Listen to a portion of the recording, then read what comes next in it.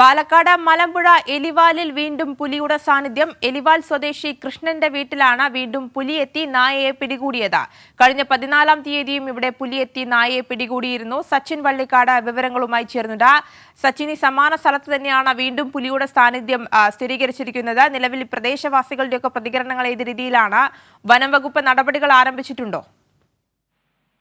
ആര്യ, കഴിഞ്ഞ 14-ാം തീയതിയും സമാനമായ രീതിയിൽ പുലി വീട്ടിന് മുന്നിലെത്തി മുറ്റത്തുള്ള നായയെ കടിച്ചു കൊണ്ടുപോകുന്നത് വീട്ടുകാർ തന്നെ നേരിട്ട് കണ്ടതാണ്. അതിന് സമാനമായ രീതിയിൽ തന്നെയാണ് ഇന്നലെ രാത്രിയും പുലി എത്തിയത് എന്നാണ് വീട്ടുകാർ നിലവിൽ പറയുന്നത്. കാരണം ഈ പ്രദേശത്ത് പുലിയുടെ സാന്നിധ്യം ഉണ്ട് എന്ന് വനം വകുപ്പ് നേരത്തെ സ്ഥിരീകരിച്ചിരുന്നു. ഇതിന്റെ അടിസ്ഥാനത്തിൽ തന്നെ പുലി തന്നെയാണ് ഈ നായ ഇന്നലെ രാത്രിയും നായയെ പിടിച്ചത് എന്ന് തന്നെയാണ് വീട്ടുകാർ പറയുന്നത്.